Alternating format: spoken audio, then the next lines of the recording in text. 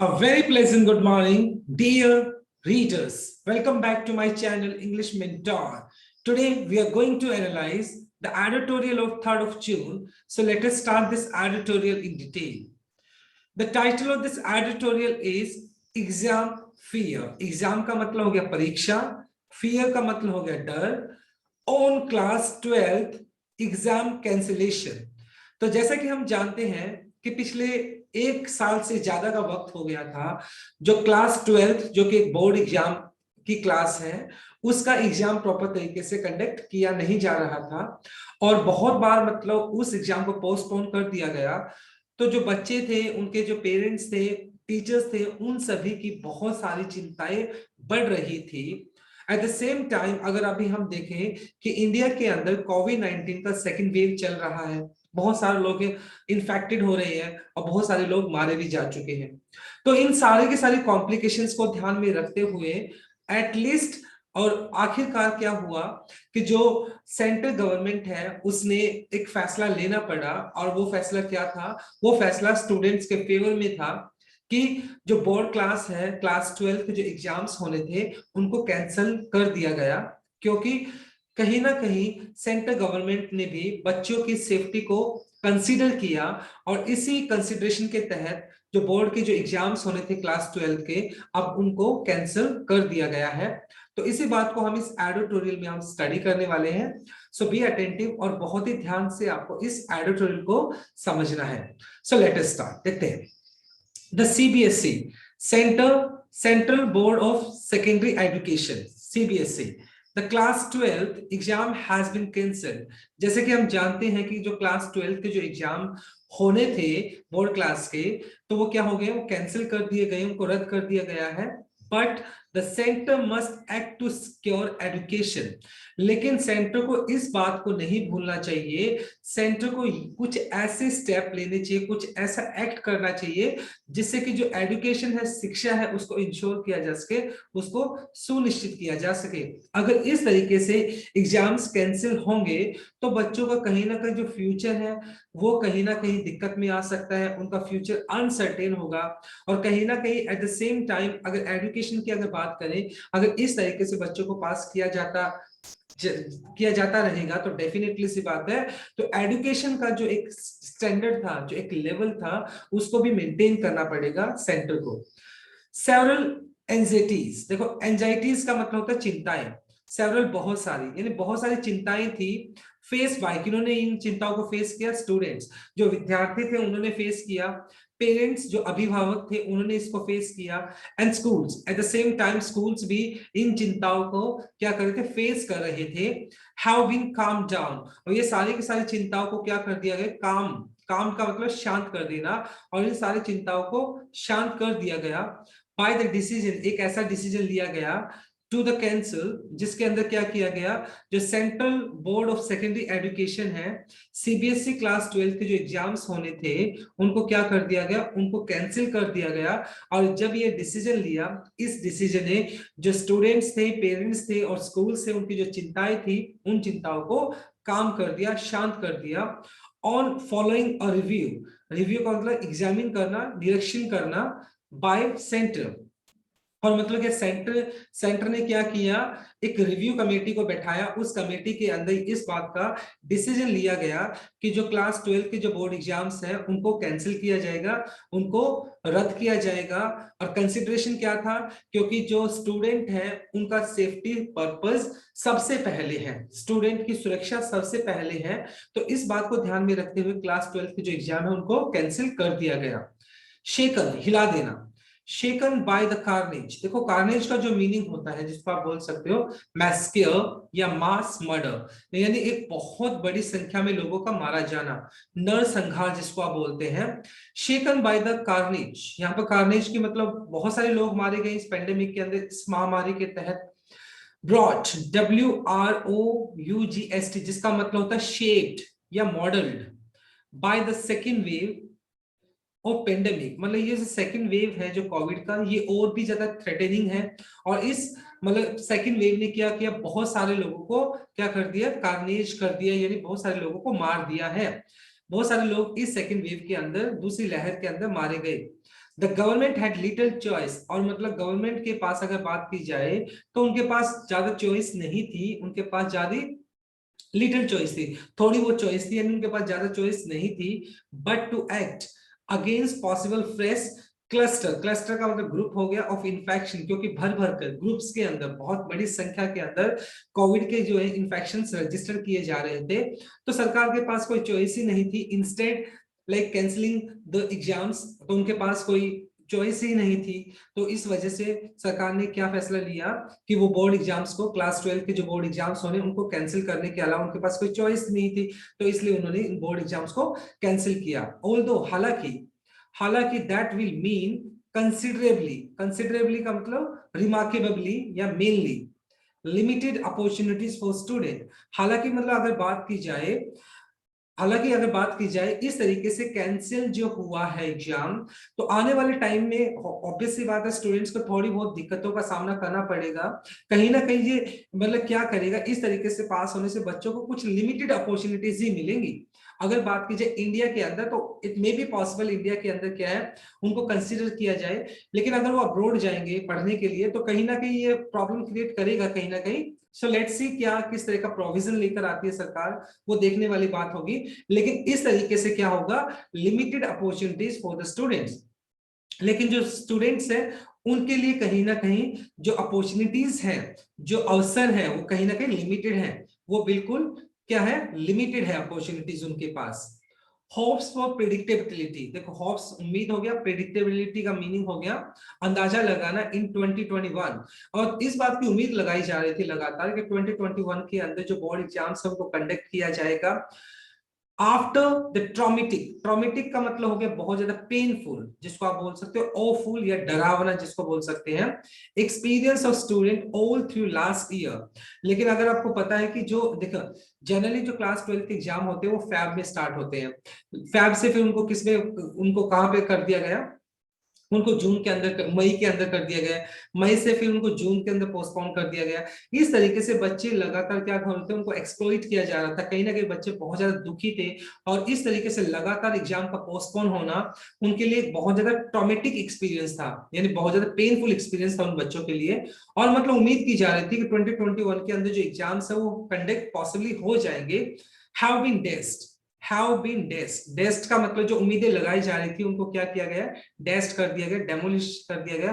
Collapse, collapse का मतलब demolish, demolish का मतलब होता है विनाश कर देना, तबाह कर देना, ढह जाना।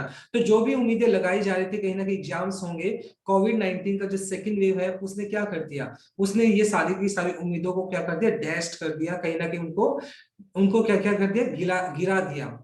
बाय द एमरजेंस, देखो दिया आगे, by the emergence of the double mutant variant of corona virus. और अभी फिलहाल इंडिया के अंदर जो कोरोना वायरस का जो वेरिएंट है, जो प्रकार है, किस टाइप का जो कोरोना वायरस का जो कोरोना वायरस, किस टाइप का कोरोना वायरस आपकी बात स्प्रेड हो रहा है इंडिया के अंदर, वो डबल म्यूटेंट है। म्यूटेंट का मतलब क्या कह सकते हैं, दो रूपी कह सकते हैं। मतलब पहले तो सिंगल म्यूटेंट था जिसके अंदर सिर्फ एक फेस था उसका, अब मतलब जो कोरोना वायरस का जो वायरस है वो क्या डबल म्यूटेंट हो चुका है, यानी वो अपना चेहरा बदल कर आ रहा है एक तरह से, उसके वो डबल म्यूटेंट हो गया, उसके डबल फेस हो गया।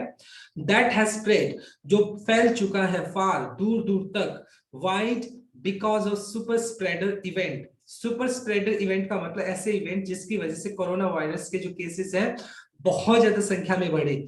जैसे अगर बात करें पीछे क्या हुआ है, असेंबली इलेक्शंस हुए थे और बहुत सारी कंपेनिंग की गई थी इलेक्शंस के लिए।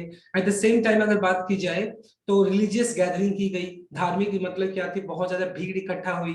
तो ये सारे के सारे ऐसे इवेंट्स थे जिनकी वजह से जो कोरोना वायरस का जो कोरोना वायरस का जो वायरस था वो बहुत ज्यादा क्या हुआ, वो बहुत ज्यादा स्प्रेड हो गया, दूर दूर तक फैल गया। और अब ये जो कोरोना वायरस है वो क्या हो गया, डबल म्यूटेंट हो गया है, जो कि बहुत ज्यादा थ्रेटनिंग है, बहुत ज्यादा डरावना है।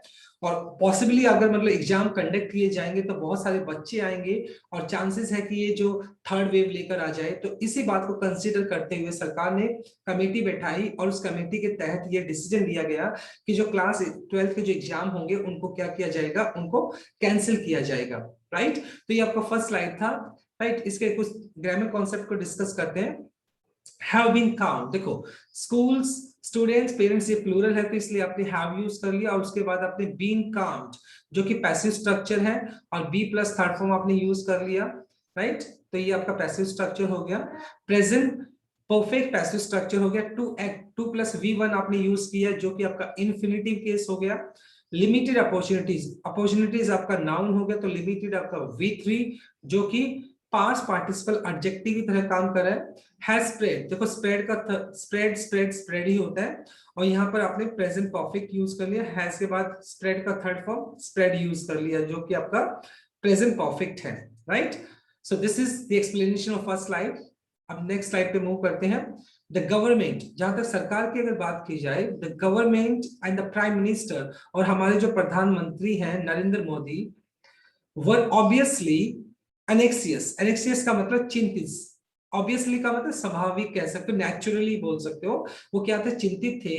To be seen, to be seen as acting decisively, decisively का मतलब होता है रेजोल्यूटली या डिसाइडेडली, मतलब बहुत दृढ़ दृढ़ निश्चय के साथ।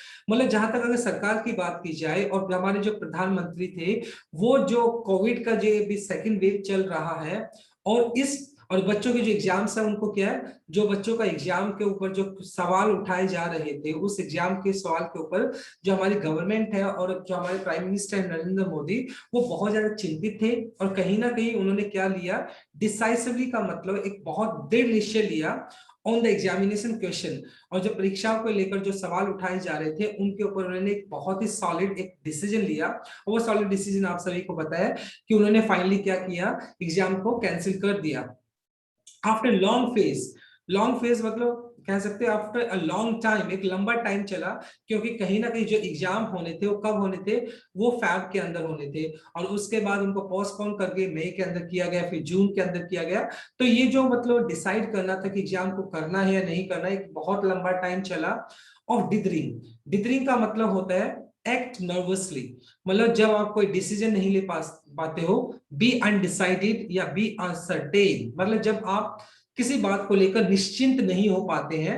तो कहीं ना कहीं मतलब इस बात पे ये लगातार मतलब एक सवाल उठ रहा था कि, और ना ही इस बात के लिए कोई डिसीजन प्रॉपर तरीके से लिया जा रहा था कि किस तरीके से एग्जाम लिए जाएंगे। इन फॉर्मुलेट, इन फॉर्मुलेटिंग, फॉर्मुलेट का मतलब होता है किसी चीज को डेवलप करना, डिवाइस करना, डिवाइसेस का मतलब, डिवाइसिंग का मतलब है वो बनाना होता है। अ नेशनल रिस्पॉन्स भी किस तरीके से जो एग्जाम है उसके अंदर क्या थी, डिथरिंग थी, किस तरीके से एग्जाम्स को कंडक्ट किया जाएगा। तो एक लंबा फेज था, एक बहुत लंबा टाइम लगा इसके अंदर डिसाइड करने के अंदर, एंड फाइनली ये डिसीजन लिया गया कि एग्जाम्स को कंडक्ट नहीं किया जाएगा।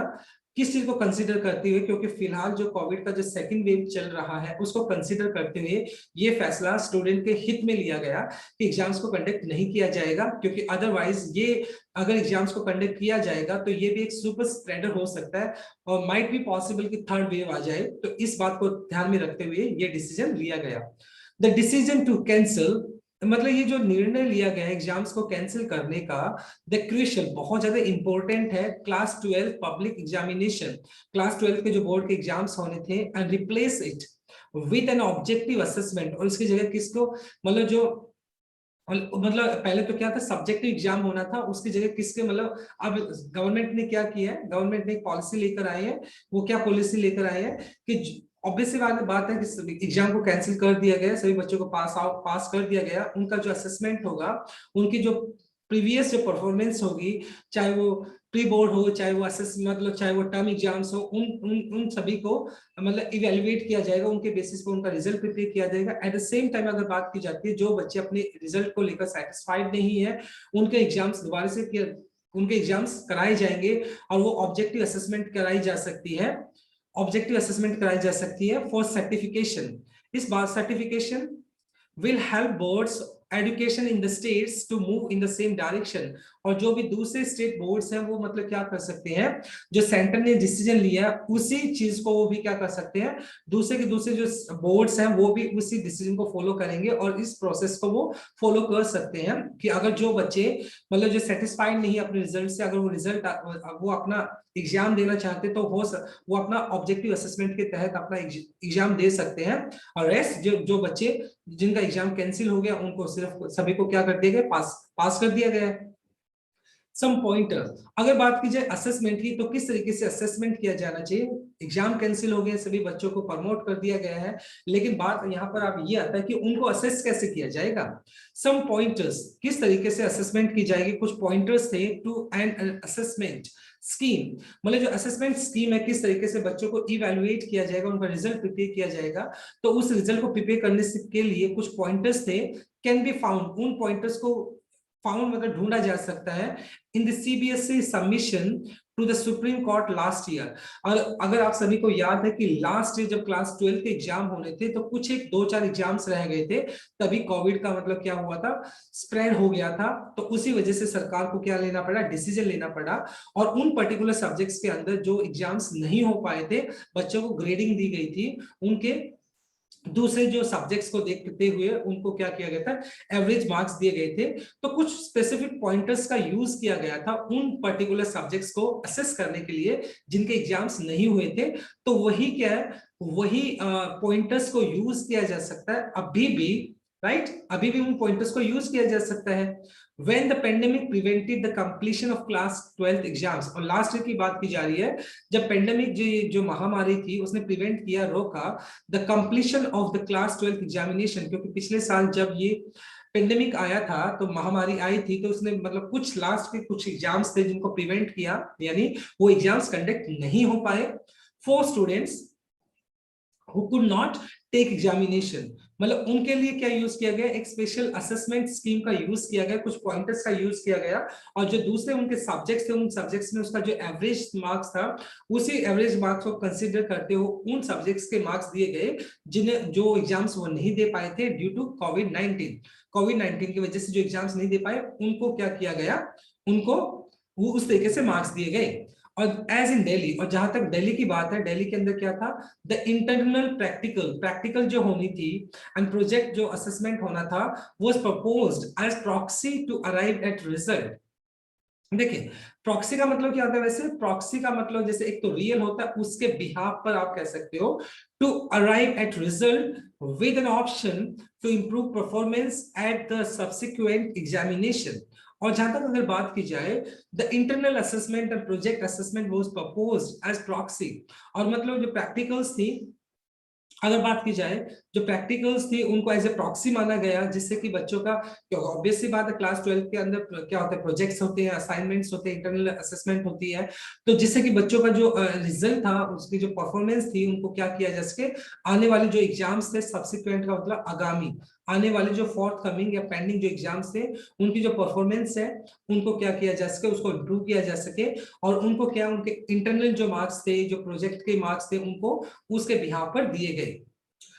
The board must now come up with a model scientific scheme। अब बोर्ड के पास फिर एक चैलेंज आ गया है कि उसको क्या करना पड़ेगा, एक साइंटिफिक स्कीम को क्या करना पड़ेगा, बनाना होगा, जिससे कि सभी बच्चों को एक अच्छे तरीके से क्या किया जा सके, उनको असेस किया जा सके, उनको इवैल्यूएट किया जा सके, और कोई भी ऐसा बच्चा, मतलब किसी भी बच्चे के साथ इनजस्टिस नहीं होना चाहिए।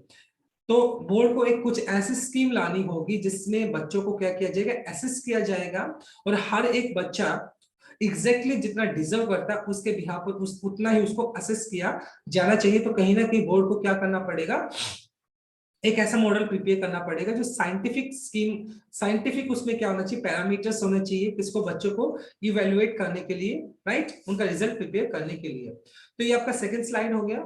सो let us discuss some grammar concept. देखिए, टू बी सी, पहले टू बी देखते हैं, ये आपका इंफिनिटिव केस हो गया, उसके बाद आपने पैसिव स्ट्रक्चर यूज कर लिया, बी के बाद थर्ड फॉर्म यूज कर ली आपने। ऑफ डिथरिंग, ऑफ आपका प्रेपोजिशन हो गया, प्रेपोजिशन के बाद आपने जीरेंड यूज कर लिया, V1 plus ING. Can not, can be found, can आपका मॉडल वर्ब हो गया, उसके बाद फिर पैसिव स्ट्रक्चर आपने यूज कर लिया, be plus third form. Was proposed, ये भी आपका पैसिव स्ट्रक्चर हो गया, पास्ट इंडेफिनाइट आपने यूज कर लिया, बी का पास्ट फॉर्म होता है वाज, और उसके बाद आपने थर्ड फॉर्म यूज कर लिया। और मस्ट, मस्ट आपका क्या होता है, स्ट्रॉन्ग ऑब्लिगेशन बताने के लिए यूज किया जाता है, ये एक मॉडल वर्ब हो गया। उसके बाद कम अप विद एक फ्रेजल वर्ब है, जिसका मतलब किसी स्पेसिफिक पर्पस के साथ आना, राइट। तो ये आपका सेकंड स्लाइड था। Let's move on to our third slide. The decision to cancel the examination in 2021, देखो ये जो डिसीजन लिया गया है 2021 के अंदर कि एग्जाम्स को कैंसिल किया जाएगा, मे हैव रिजॉल्व, रिजॉल्व का मतलब किसी चीज का सॉल्यूशन करना, समाधान कर देना, मतलब इसने क्या किया, समाधान कर दिया होगा अ प्रिकली इशू।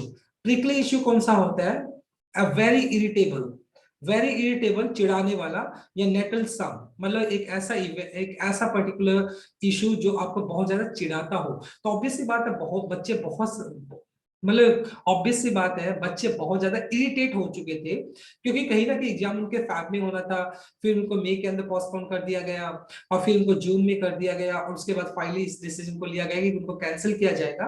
तो लगातार मतलब कहीं ना कहीं जो बच्चे इस इशू से कि बार बार एग्जाम्स को पोस्टपोन किया जा रहा है, तो कहीं ना कहीं उनके लिए एक प्रिकली इशू बन चुका था, एक चिढ़ाने वाला इशू बन गया था, उससे वो चिढ़ गए, ऑब्वियस सी बात है, परेशान हो गए थे बच्चे। और कहीं ना कहीं it may have been resolve, कहीं ना कहीं ये जो मतलब डिसीजन है, इस डिसीजन में उस प्रिकली इशू को, वो चिढ़ाने वाले इशू को क्या किया होगा, उसको उसका समाधान किया होगा। But the question of national entrance examination, जहां तक बात की जाती है कि बोर्ड एग्जाम्स की, तो चलो ठीक है, बच्चों को पास कर दिया गया है, लेकिन अब बच्चों को आगे जाने के लिए, कॉलेजेस में एडमिशन लेने के लिए एंट्रेंसेस एग्जाम्स होते हैं। अगर बात की जाए, जैसे नीट की बात कर ली जाए, या जे जेई की बात कर ली जाए, तो उन एग्जाम्स के अंदर नीड्स टू बी एड्रेस। अब बच्चे उन एग्जाम्स के अंदर किस तरीके से अपना एंट्रेंस क्लियर कर पाएंगे, किस तरीके से वो अपना एडमिशन ले पाएंगे, तो इस बात को भी कहीं ना कहीं सरकार को क्या करना पड़ेगा, एड्रेस करना होगा, इस बात को भी कंसिडर करना होगा। बच्चों को पास कर दिया, इट्स अ गुड जॉब, बहुत अच्छा डिसीजन लिया है, लेकिन अब उनको कॉलेजेस में एडमिशन लेना है, किस तरीके से मेरिट लिस्ट बनाई जाएगी, किस तरीके से एंट्रेंसेस को कंडक्ट कराया जाएगा, किस तरीके से बच्चों को एडमिशन दिया जाएगा, तो एक बहुत ही हरक्यूलियन टास्क अभी बाकी है। और ये जो चीज है नीड टू बी एड्रेस, और इस बात को क्या है, अभी एड्रेस करने की जरूरत है, इस बात को कंसिडर करने की जरूरत है। इंपॉर्टेंटली, खास तौर पर अगर बात की जाए, the centre must recognise, centre को इस बात को पहचानना होगा, रिकॉग्नाइज करना होगा, that major factors such as non availability of enough vaccine doses. तो सबसे पहले तो क्या है, देखो कोविड को सबसे पहले सरकार के लिए अब टॉप मोस्ट प्रायोरिटी क्या होनी चाहिए, क्योंकि हमारे पास अब वैक्सीन की स्कार्सिटी चली हुई है, हमारे पास वैक्सीन की कमी है। तो सबसे पहले जो non availability of enough vaccine doses है, जो स्कार्सिटी है, जो जो कोविड की जो डोजेस है उसकी कमी है, तो सबसे पहले तो उसको कंसीडर करना चाहिए। And absence of a systematic vaccine coverage plan, at the same time जो वैक्सीन कवरेज जो प्लान है वो भी क्या है, वो सिस्टमेटिक नहीं है, उसको भी सिस्टमेटिक करना चाहिए। एंड पुअर अंडरस्टैंडिंग, मतलब एक कह सकते पुअर मतलब बहुत ही कम अंडरस्टैंडिंग, समझ और वायरस वेरिएंट्स आर स्प्रेडिंग, और कहीं ना कहीं वायरस को लेकर मतलब वायरस कहां पर किस तरीके से फैल रहा है, तो उसके बारे में भी समझ कम है। तो कहीं ना कहीं सरकार को मतलब सबसे पहले जो स्कार्सिटी है वैक्सीन की, उसको कम करना चाहिए। जो हमारा जो वैक्सीन कवरेज प्लान है उसको सिस्टमेटिक करना चाहिए, और लोगों की समझ को भी बढ़ाना होगा कि where virus variants are spreading, मतलब किस तरीके से और कहां पर जो वायरस है वो स्प्रेड हो रहा है, कॉन्ट्रीब्यूटिव। और अगर ये सारी चीजें को किया जाता है तो ये क्या करेगा, कॉन्ट्रीब्यूट करेगा टू द सेकेंड वेव, ठीक है, to the second wave. Obvious सी बात है, देखिए मतलब जो फिलहाल अगर बात की जा रही है किस तरीके से लोग इकट्ठा हो जाते हैं, तो वो क्या करते हैं, लोगों को इस बात का समझ ही नहीं है कि मतलब जो वायरस का जो वेरिएंट्स है किस तरीके से कंट्रीब्यूट कर रहा है सेकंड वेव के अंदर, कि लगातार जो नंबर ऑफ केसेस है कोविड के वो लगातार बढ़ते जा रहे हैं। तो कहीं ना कहीं सरकार को इन सारी चीजों को भी क्या करना पड़ेगा, इन सारी चीजों को भी इंश्योर करना होगा, and may in fact cause a third wave. और अगर लगातार इस तरह की मतलब सुपर स्प्रेडर इवेंट्स को कंडक्ट करता किया जाएगा लगातार, तो डेफिनेटली सी बात है, we can not stop coming the third wave. Obviously बात है, हम थर्ड वेव को रोक नहीं सकते हैं, इट विल श्योरली कम, जो थर्ड वेव है वो भी आ सकती है। तो कहीं ना कहीं सरकार को इन चीजों को कंसीडर करना होगा, वैक्सीन को भी मतलब अवेलेबल कराना होगा, एट द सेम टाइम जो वैक्सीन कवरेज प्लान है उसको भी क्या करना पड़ेगा, उसको भी सिस्टमेटिक करना होगा। और लोगों की जो समझ है, पूरा अंडरस्टैंडिंग है, कहीं पर भी इकट्ठा हो जाते हैं, रिलीजियस गैदरिंग हो रही है, कंपेनिंग हो रही है, तो ये सारी चीजों को भी तो कंसीडर किया जाना चाहिए। अदरवाइज थर्ड वेव पॉसिबल है, आ सकती है। फॉर इंस्टेंस, एग्जाम्पल के तौर पर अगर देखा जाए, there is a better comprehension, comprehension का मतलब है समझ, अंडरस्टैंडिंग जिसको बोल सकते हो, कॉमन सेंस या इंटेलेक्ट जिसको बोल सकते हो, ये कॉमन सेंस की बात की जाए इन ब्रिटेन, अगर ब्रिटेन की अगर बात की जाए, ब्रिटेन के अंदर बहुत एक कॉमन सेंस है, बहुत अच्छी समझ है, और where the variant of concern initially isolated from India. और अगर बात की जाए तो जो वेरिएंट ऑफ कंसर्न की बात की जा रही है, जो अभी डबल म्यूटेंट की बात की जा रही है, स्ट्रेन की अगर बात की जा रही है, तो ये कहां से स्टार्ट हुआ था? ये ब्रिटेन से स्टार्ट हुआ था, and initially isolated from India. तो इन्होंने क्या कर लिया था स्टार्टिंग से, मतलब इनिशियली स्टार्टिंग के अंदर आइसोलेटेड, आइसोलेटेड मतलब पृथक कर लेना, अलग कर लेना फ्रॉम इंडिया। और इन्होंने क्या किया था ब्रिटेन के अंदर स्टार्टिंग से ही, मतलब उन्होंने क्या किया था, इंडिया से अपने आप को अलग कर लिया था। तो कहीं ना कहीं ब्रिटेन ने जो स्ट्रेन है उसको बहुत अच्छे तरीके से मैनेज किया, बहुत अच्छे तरीके से उसको जो स्प्रेड था उसको रोकने की कोशिश की। और ये जो वेरिएंट ऑफ कंसर्न है उसका टाइप क्या है, B1612, spreading in that country, मतलब वो उस कंट्री के अंदर क्या हो रहा था, स्प्रेड हो रहा था उस टाइम की अगर बात की जाए, because it has a robust genome sequencing programme. और क्योंकि वहां पर रोबस्ट, रोबस्ट का मतलब होता है स्टाउट, स्टडी, मजबूत। जीनोम, जीनोम क्या आता है, देखिए ये एक साइंटिफिक टर्म हो गया। A genome is all genetic material on organism, it consist of DNA. देखो मतलब जो ऑर्गेनिज्म है, मतलब वो डीएनए, ऑब्वियस सी बात है जितने भी ऑर्गेनिज्म है सभी के अंदर डीएनए होता है। सीक्वेंसिंग का मतलब होता है ऑर्डरिंग, मतलब किसी पर्टिकुलर ऑर्डर को फॉलो करना, प्रोग्राम। तो वहां पर क्या था, मतलब ये जो स्प्रेड हो रहा था B16172, ये जो वायरस है ये लगातार स्प्रेड हो रहा था ब्रिटेन की अगर बात की जाए, क्योंकि वहां पर एक मतलब एक सीक्वेंसिंग, जीनोम सीक्वेंसिंग प्रोग्राम था, उसके तहत मतलब ये लगातार वहां पर स्प्रेड हो रहा था। सच शार्प इंसाइट, इंसाइट का अगर अंदर की तरफ झांक कर देखना, together with the availability of free and wide spread testing, और कहीं ना कहीं इंडिया को भी जो ब्रिटेन है उसकी तरह मतलब क्या करना पड़ेगा, अपने एक शार्प इंसाइट को यूज करना पड़ेगा, अपनी जो एक अंदर झांक कर देखना होगा, together with availability of free and wide spread testing. और कहीं ना कहीं मतलब अवेलेबल कराना पड़ेगा, ज्यादा से ज्यादा लोगों की क्या करानी पड़ेगी, टेस्टिंग करानी होगी। एंड इज क्रूशियल, ये बहुत ज्यादा जरूरी है to stop waves of infection. मतलब अगर लोगों की ज्यादा से ज्यादा टेस्टिंग होती है तो डेफिनेटली सी बात है, ये बहुत ज्यादा इंपॉर्टेंट है, क्रूशियल है, जिससे कि जो वेव्स हैं, जो आने वाली जो वेव्स है उनको क्या किया जा सकता है, इन्फेक्शन की वेव्स को रोका जा सकता है। That threaten to hobble the country, threaten का मतलब डराना, हॉबल का मतलब होता है लिंप करना या फैक्टर करना, मतलब लंगड़ा कर चलना। और ये जो जो वेव्स आ रही है बार बार में, फर्स्ट वेव आई, फिर सेकंड वेव आई, अभी थर्ड वेव के भी चांसेस लग रही है, तो डेफिनेटली सी बात है ये कंट्री को क्या कर रही है, हॉबल कर रही है। थ्रेटन का मतलब डराना, हॉबल का मतलब लंगड़ा कर चलना।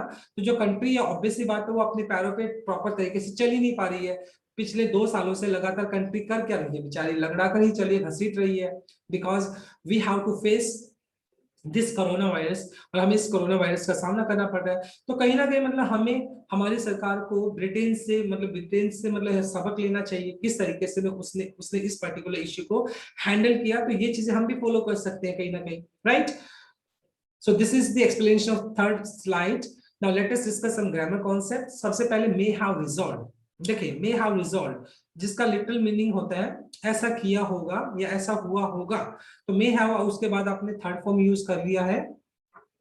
नीड टू बी एड्रेस, देखो नीड को जब आप as a modal, as a main verb use करते हैं तो अपने साथ टू बी ले सकता है, और उसके बाद आपने to be plus V3 use किया है, टू बी आपका हो गया इंफिनिटिव केस, और उसके बाद आपने थर्ड फॉर्म यूज कर लिया एड्रेस का, थर्ड फॉर्म एड्रेस जो कि पैसिव स्ट्रक्चर है। कॉन्ट्रीब्यूट हमेशा अपने साथ टू लेकर चलता है। दैट यहाँ पर आपका रिलेटिव प्रोनाउन हो गया, और दैट से पहले आपका एंटीसीडेंट इन्फेक्शंस दिया है जो कि प्लूरल है। अगर आपका एंटीसीडेंट प्लूरल है तो वर्ब भी प्लूरल होना चाहिए, तो थ्रेटन आएगा, राइट। तो यहाँ पर थ्रेटन आपने यूज कर लिया। So this is the explanation of third slide. Now let us discuss the next slide, the plight. Plight का जो मीनिंग होता है, जिसको आप दुख दर्द बोल सकते हैं, अनप्लीजेंट सिचुएशन, दुर्दशा जिसको बोल सकते हैं, दुर्दशा मतलब बहुत ही बुरी जो दशा होती है, वर्स्ट सिचुएशन, बहुत बुरी जो सिचुएशन होती है उसके लिए बोल सकते हैं। अभी जो स्टूडेंट्स थे उनकी जो दशा थी बहुत बहुत ज्यादा दयनीय थी, which is engaging government has to become top priority, और जिसकी वजह से गवर्नमेंट ने क्या किया, अपने आप को इंगेज किया, इस चीज में बांधा, has to become a top priority. और कहीं ना कहीं अभी सरकार के लिए जो स्टूडेंट्स है उनकी जो प्लाइट है, उनका जो दुख है, वो सबसे पहले टॉप प्रायोरिटी के अंदर होना चाहिए। सिंगापुर हैज जस्ट अप्रूव्ड, और सिंगापुर ने क्या किया, अभी अभी जस्ट अप्रूव किया है, अनुमति दी है mRNA वैक्सीन। ये वैक्सीन का नाम हो गया कि सिंगापुर ने अभी क्या किया, बच्चों के लिए, स्टूडेंट्स के लिए mRNA वैक्सीन जो है उनके लिए coverage for children 12 years and older, 12 साल के जो बच्चे और उनसे जो ऊपर के बच्चे, उनके लिए अभी क्या किया उन्होंने, अपना वैक्सीनेशन प्रोग्राम को अनुमति दी है। Just as the US regulator, बिल्कुल उसी तरीके से जैसे US, United States regulator controller FDA has for 12 to 15 years old. और कहीं ना कहीं अगर बात की जाए तो यूएस रेगुलेटर है, जो यूएस कंट्रोलर है, यूनाइटेड स्टेट्स के जो कंट्रोलर है FDA, उन्होंने भी क्या किया है, बच्चे जो है वहां के जो बच्चे यूएसए के 12 से लेकर 15 ईयर के जो बच्चे जिस कैटेगरी के अंदर आते हैं उनके लिए वैक्सीनेशन प्रोग्राम ओपन कर दिया है। ब्रिटेन हैज थॉट ऑफ 100, और ब्रिटेन ने एजुकेशन को इंप्रूव करने के लिए हैज थॉट, सोचा है 100 extra tuitions hours for school from 2022। इन 2022 से जैसे बच्चों का जो नुकसान हुआ है एजुकेशन के अंदर, तो ब्रिटेन एक बहुत अच्छी सोच के साथ आया है कि 1000 मतलब कम से कम 100 घंटे एक्स्ट्रा ट्यूशंस आज दिए जाएंगे 2022 से, जिससे कि बच्चों का जो भी कॉन्सेप्ट पूरी तरीके से क्लियर नहीं हुआ है, जो उनका स्टडी का जो नुकसान हुआ उस नुकसान को कंपनसेट किया जा सके। there can not be an interminable का मीनिंग होता है endless या unending, कभी ना खत्म होने वाला वेट, इंतजार फॉर वैक्सीन। मतलब अब लगातार, ऑब्वियसली बात, हम इस चीज का वेट नहीं कर सकते हैं कि मतलब लगातार हम इस चीज का वेट करें कि मतलब वैक्सीन आएगी, सभी का वैक्सीनेशन होगा, तो ये जो वेट है इतना लंबे, कभी ना खत्म होने वाला वेट वाली बात हो गई है। तो to trickle down to all, trickle down का मतलब क्या होता है, देखिए, ग्रेजुअली, धीरे धीरे, benefit the poorest as the result of the increasing wealth of the richest। देखो, ट्रिकल डाउन एक फ्रेजल वर्ब है जिसका मीनिंग होता है कि जैसे जैसे अमीर लोगों का फायदा होता है, अमीर लोगों का जो वेल्थ बढ़ती है, तो उससे जो गरीब लोग हैं उनका थोड़ा बहुत फायदा हो जाता है। अब ऑब्वियस सी बात है, अगर हम बात करें कि मतलब अगर हमारा कंप्लीट जो वैक्सीनेशन होगा तो उससे बच्चों का फायदा तो होगा, नो डाउट, उसको हम मना नहीं कर सकते हैं, लेकिन हम सिर्फ इस चीज का वेट करें कि सभी का वैक्सीनेशन होगा उसके, लेकिन ये एक ऐसा वेट है जो कि इंटरमिनेबल वेट है, मतलब कहीं ना कहीं कभी ना खत्म होने वाला वेट है। तो हम इस वैक्सीनेशन को ध्यान में रखते हुए इतना वेट हम कर नहीं सकते, क्योंकि बच्चों का जो स्टडी है वो भी हैम्पर हो रहा है, बच्चों की स्टडी खराब हो रही है, तो एक ऐसा वेट है। तो कहीं ना कहीं सरकार को क्या करना चाहिए, the centre must take a responsibility, तो सेंटर को क्या करनी चाहिए, रिस्पॉन्सिबिलिटी लेनी चाहिए, उत्तरदायित्व लेना चाहिए, to provide them to everyone including students. और स्टूडेंट्स को क्या करे, हर एक स्टूडेंट को, हालांकि फिलहाल इंडिया के अंदर वैक्सीन की स्कार्सिटी चल रही है, जितना जल्दी हो सके बच्चों का जो वैक्सीनेशन होना चाहिए वो पॉसिबल होना चाहिए, जिससे कि जो बच्चों का अभी जो एजुकेशन का इतना सारा नुकसान हो रहा है उसको कंपनसेट किया जा सके, और हर एक बच्चे को इंश्योर किया जा सके, हर एक बच्चे को सेफ एंड सिक्योर किया जा सके। तो इस बात की कहीं ना कहीं सरकार को रिस्पॉन्सिबिलिटी लेनी होगी और हर एक बच्चे को उस वैक्सीनेशन के अंदर इंक्लूड करना चाहिए। Okay, so this is the explanation of our last slide. Now let us discuss some grammar concept. Is engaging, देखिए, ये आपका हो गया present continuous, has just approved, ये आपका प्रेजेंट परफेक्ट हो गया, हैज के बाद आपने थर्ड फॉर्म यूज कर लिया। उसके बाद एंड इंटरमीनिएबल वेट, देखो वेट आपका नाउन हो गया, तो इंटरमीनिएबल आपका एडजेक्टिव हो गया जिसका वोवल साउंड है, तो इसलिए आपने एन यूज कर लिया। टू प्रोवाइड आपका इंफिनिटिव केस हो गया, टू प्लस V1 आपने यूज कर लिया। So this is the explanation of our article today. Right, now let us discuss some other exercises, कुछ और एक्सरसाइजेस की बात कर लेते हैं। तो सबसे पहले हम बात करते हैं कुछ वोकैबुलरी वर्ड्स की।